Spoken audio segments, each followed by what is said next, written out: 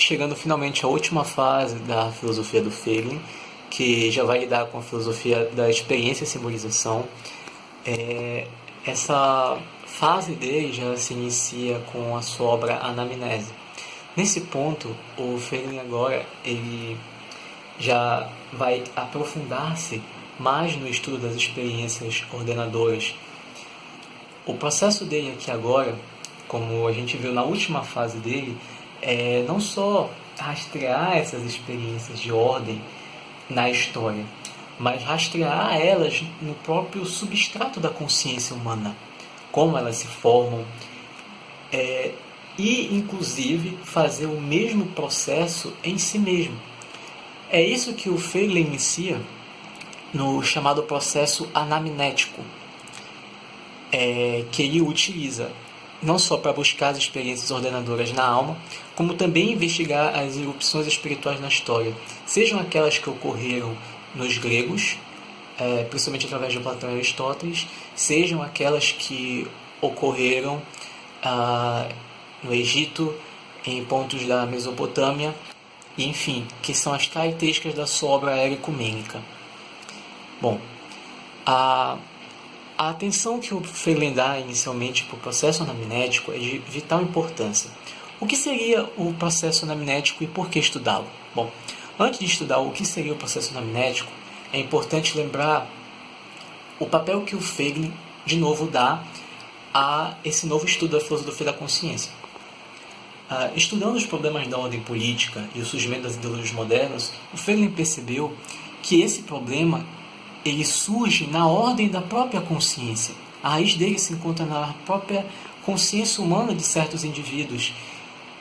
Consciência essa que tinha uma deformação, como por exemplo a consciência de Marx, Comte, Descartes, Hegel inclusive.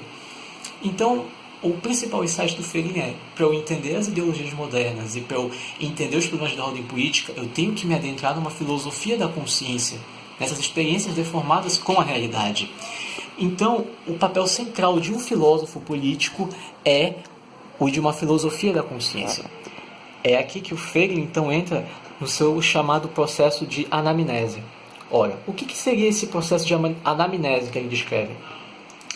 O processo anamnético ele vem como uma contraposição ao mito de Mnemosine entre os gregos. Mnemosine era a deusa da memória e do esquecimento. No mito platônico, quando o indivíduo bebia das águas de Mnemosine, ele perdia a memória, ele caía no esquecimento. E ora, o esquecimento para o Feiglin, ele simboliza a ignorância da alma, ele simboliza a morte, simboliza o esquecimento da verdade. Então, o indivíduo, quando entra nesse estado, ele deve buscar se recordar da verdade. O processo de anamnese significa nada mais do que isso, é o recordar da alma. Mas o que é esse recordar? É o recordar das experiências de ordem. Para o filósofo, essa tarefa representa o recordar-se das experiências que engendraram a ordem na própria alma do sujeito. É a busca ao passado para entender o presente, pois é no passado que está esse conhecimento, e o papel da anamnese é trazer esse conhecimento para o presente. A verdade, o significado da palavra verdade, inclusive vem disso. Verdade significa aletheia. Aletheia significa desvelamento ou desesquecimento. É daí que a gente consegue entender um pouco a chave de interpretação do que seria o mito da alma para o Feiglin. Segundo Feiglin, esse relembrar-se não seria um relembrar-se propriamente de vidas passadas, que muitos sustentaram na teoria da reencarnação, mas seria um recordar-se da experiência da alma com Deus. É o recordar-se, o que seria análogo no mito cristão do recordar-se ao período antes da queda, que vem enraizado em cada alma. Esse processo, então, existe como uma tensão entre o conhecimento e o desconhecimento. O processo da anamnese, então, ele se torna central não só para você investigar as experiências de ordem, mas como uma própria investigação de si próprio. O Feiglin, no livro dele, Anamnese, ele faz um relato muito interessante. Ele vai buscando experiências desde quando ele é criança. E ele destaca o papel que cada uma dessas experiências teve na formação da consciência dele. E, segundo ele, é justamente esse o papel da anamnese. Qualquer sujeito humano pode realizar este processo de buscar não só as experiências ordenadoras, mas como as também desordenadoras na alma dele. É aí que o papel da filosofia do Feiglin entra como uma terapia espiritual. A filosofia é a terapia da alma, é a busca da ordem, a batalha contra a desordem. Então essa busca pela verdade, ela começa num próprio mergulho do sujeito nas profundezas da própria alma, de entender a si próprio. Portanto, o livro Anamnese, ele já marca esse início da transição do Feiglin para uma filosofia da consciência, que não quer agora lidar mais só com ideias políticas ou só com experiências que foram responsáveis pela engendrar a ordem e os símbolos. Não, ele quer entender como o próprio campo no qual ocorrem essas experiências se dá. É aqui que ele passa a entender, então, a consciência como uma participação na realidade, no fundamento divino do ser. A consciência não seria mais uma entidade. Não, a consciência seria uma espécie de fluxo de participação no qual essas experiências com a própria realidade se dão.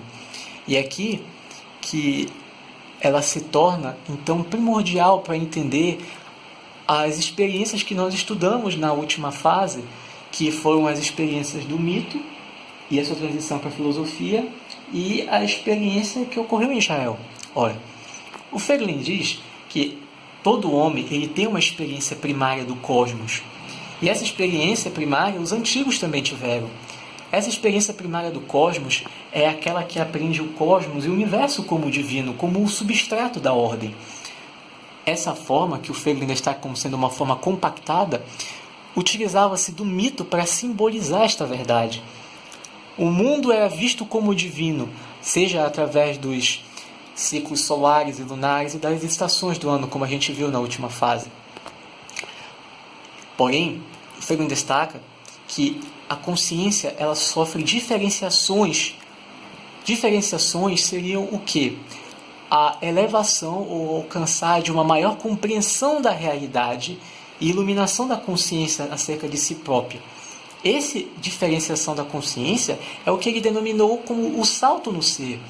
Aquele salto no ser que produziu as experiências de ordem, tanto nos gregos na filosofia como em Israel, através da experiência pneumática. Esses saltos no ser são justamente esses movimentos de diferenciação da consciência com a realidade, onde a realidade se torna mais clara, mais luminosa, como ele descreveu. É aí que a experiência primária do cosmos dá lugar à experiência noética e à experiência pneumática. A experiência noética que utiliza do nous, o nous que é a inteligência, segundo Aristóteles, para buscar o fundamento divino da realidade. E se foi simbolizada na sua forma máxima da filosofia. E a experiência pneumática que ocorreu tanto em Israel, na experiência mosaica do Eu Sou, da Sarça Ardente, e o seu ápice no cristianismo, com a revelação de Jesus Cristo, o Verbo Divino. E ela utilizaria a fé. A fé seria essa maneira do Espírito se abrir para o toque de Deus no homem. Enquanto na experiência noética nós temos a busca do homem a este fundamento divino, na experiência pneumática nós temos a descida de Deus ao próprio espírito do homem. Ambas essas formas trazem uma consequência. O mundo já não é mais percebido como divino. O divino é levado para o próprio transcendental. Deus vai para o transcendente. É aqui então que nós temos uma das primeiras mudanças. Criamos índices linguísticos para descrever essa relação. O índice imanente, que é referente à própria criação, e o índice transcendente, que é referente a esse fundamento divino da realidade. Ora, esses índices são, de certa maneira, polos tensionais que surgiram para poder explicar essa tensão que a consciência experimentava, a tensão entre o homem e esse fundamento divino que deve ser buscado. E ela utiliza de símbolos. Sim, a consciência, através dessas experiências, cria símbolos, formas de linguagem para interpretar e articular essas diferenciações. Esses símbolos são tanto esses índices como imanente e transcendente, como as várias formas que os filósofos santos místicos usaram para descrever essa experiência com a realidade. Aqui, então, mais uma vez, o Feiglin destaca: olha, a tensão que temos na realidade política ela não é mais externa, mas ela é uma experiência interna na consciência concreta de pessoas individuais, pessoas estas que foram Platão, Aristóteles, como filósofos, e os próprios santos da Igreja, que experimentaram essa tensão no seu ápice e combateram a desordem existencial na sociedade, começando por si mesmos, na desordem de suas próprias almas. É claro que, mais uma vez, o grande problema que surge aqui na filosofia do Feiglin é justamente porque ele já não está tratando de ideias estruturadas e de conceitos. Não, agora ele está lidando com símbolos, com a criação de formas de linguagem para expressar essa experiência com a realidade. Então, agora, o Feiglin, com essa preocupação com a consciência, busca estruturar. Como se dá essa relação? Então, nós temos a separação entre o fundamento divino da realidade, que é esse modo divino, esse polo que descreve, e o homem que busca por esse fundamento. E entre esses dois, há justamente quem? A consciência, o fluxo da consciência, que é quem experimenta essa realidade que é tanto humana quanto divina. E aqui temos o destaque. Primeiro, o fundamento divino da realidade, Deus, exerce o primeiro movimento em relação ao homem, o movimento de atração, de atrair o homem a inquirir, a buscar esse fundamento, que o Feiglin simboliza através da pergunta, de inquirir a realidade. E aí o homem, ele responde a esse movimento através da participação. Ora, a essência do homem, da própria consciência, é essa participação no ser. E essa participação da consciência, ela se dá não na realidade divina, nem na realidade humana como isoladas, mas ela se dá num entremeio. Esse entremeio, o Platão simbolizou pelo termo metaxe, que nada mais é do que a presença tanto da realidade divina quanto humana numa só. É também nessa entremeio em que os símbolos são engendrados pelas experiências. Ora, é até um certo vício de linguagem falar que a experiência e esses símbolos estão no entremeio. Porque quando falamos a palavra estão, nós já estamos pressupondo uma localização. E esse fluxo da consciência ele não ocorre propriamente num lugar. E essa participação, interessante notar, que ocorre do homem nesse fundamento divino da realidade, só é possível porque existe algo de divino no próprio homem. Essa participação divina no homem já é a própria nous humana. Lembrando novamente, só podemos amar a Deus porque Deus nos amou primeiro. Só podemos conhecer a Deus porque Deus nos infundiu antes a forma para conseguir conhecê-lo. E essa forma é justamente a nous, a inteligência. E, por meio dessa inteligência, junto com a fé, o homem é capaz de captar o divino. Ora, mais uma vez, aqui novamente, o Feiglin não cria aquela separação ou contraposição entre fé e razão, como se fossem antagônicos. Não, elas são duas formas que são complementares devido à própria experiência de captar o divino. E não só complementares, mas elas precisam existir em equilíbrio. Elas precisam existir as duas para poder captar. A fé como a abertura do espírito humano a Deus e o nous como a abertura da inteligência. É aqui que o Feiglin também destaca os símbolos de participação que os vários homens na história tiveram para poder simbolizar isto. Ora, desde o Logos, que Heráclito descreveu que seria aquilo que há comum entre todos os homens. Aristóteles chamou de nous. São Paulo chamou de homonóia, que seria a comunhão de todos os homens no corpo místico de Cristo. E mais à frente, os santos padres diferenciaram essa comunhão perfeita com Deus como teoses, que é a deificação, que é justamente a participação do homem nos sacramentos da Igreja. Ora, essa forma de simbolização também esteve presente no sófon divino de Platão.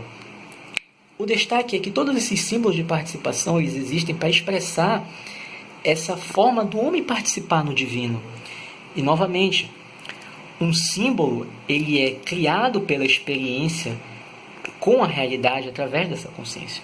Os símbolos eles precisam ser criados para poder expressar na linguagem essa tensão, essa descoberta do fundamento divino da realidade. Sem o símbolo, a experiência não pode ser articulada, ela não vai conseguir se expressar.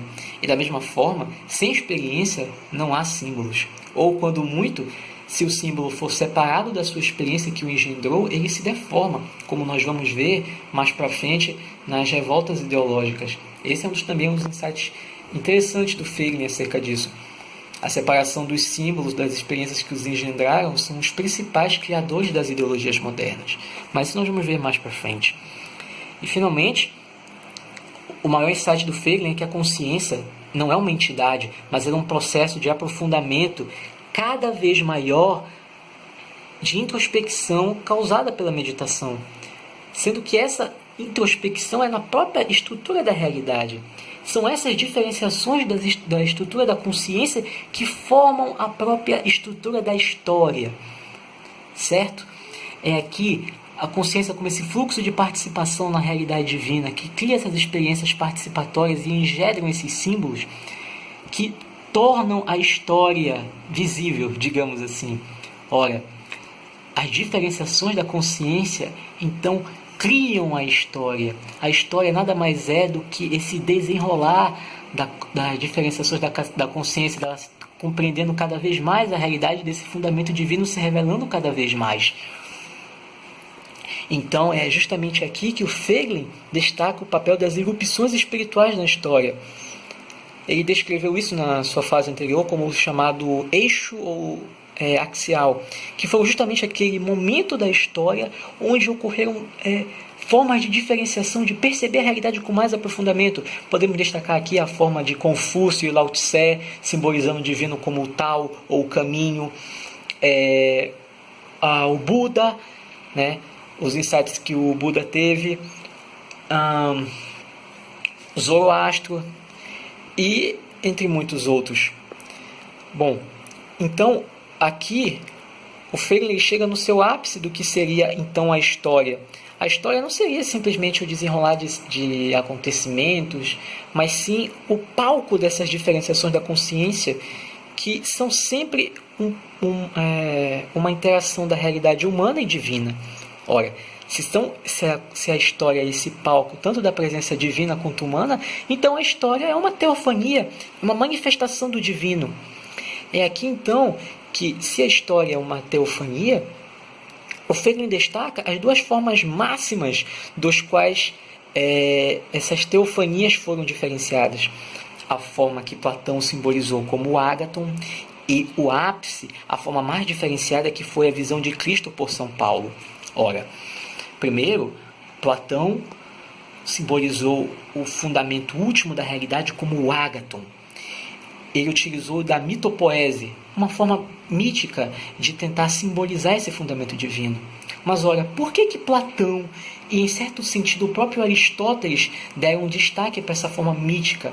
Ora, em dado momento, Platão percebeu que chegava num ponto em que ele não poderia mais descrever esse fundamento divino da realidade e sem perder o que ele chamou de equilíbrio tensional.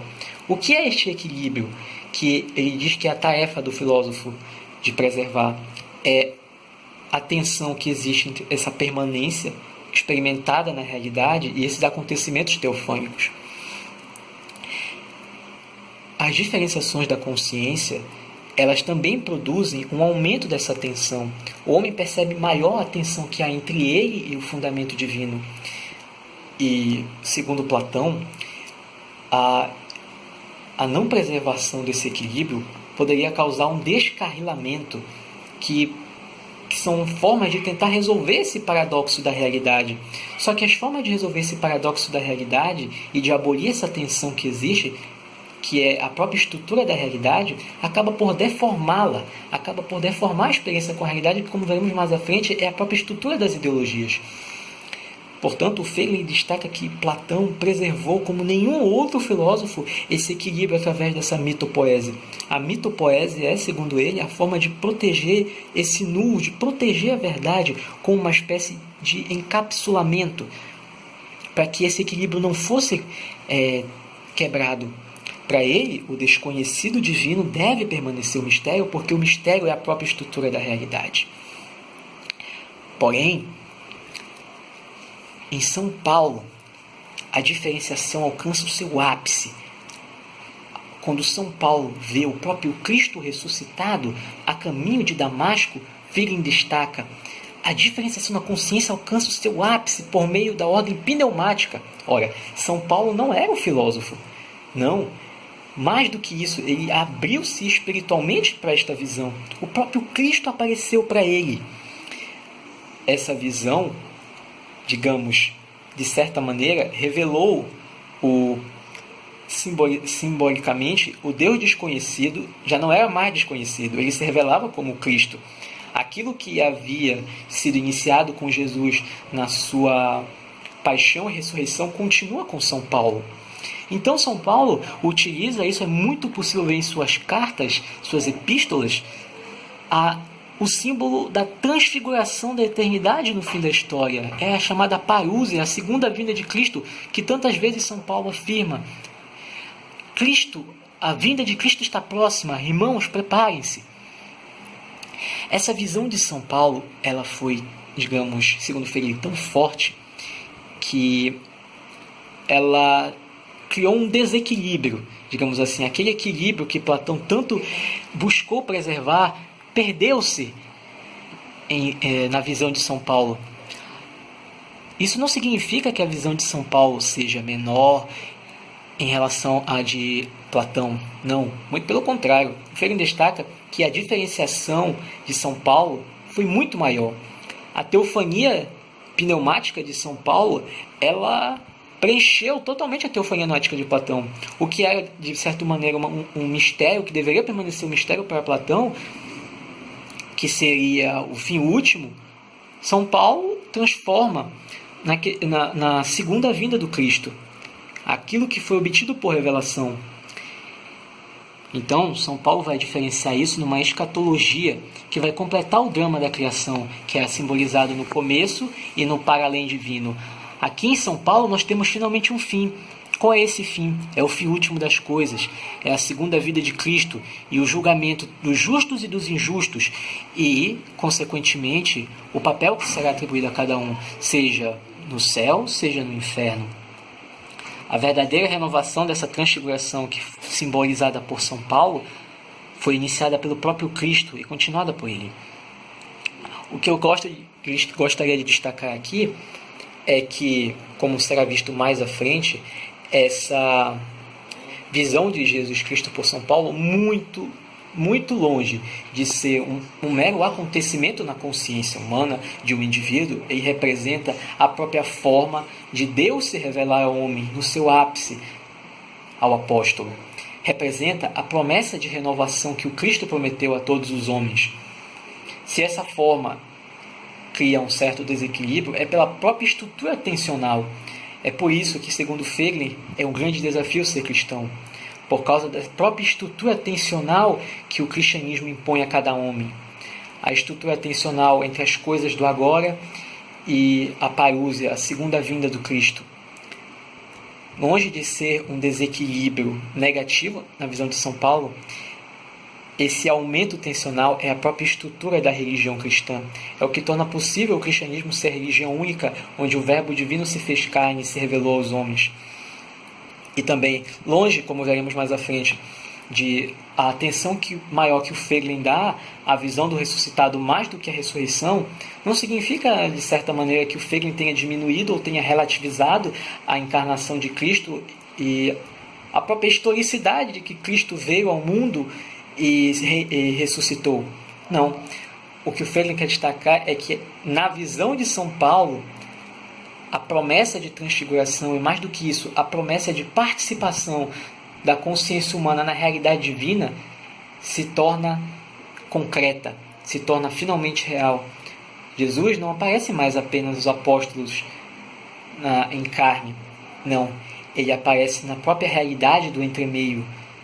É aqui que mais para frente se diferenciará a própria realidade da teoses, da deificação, da participação do homem no divino.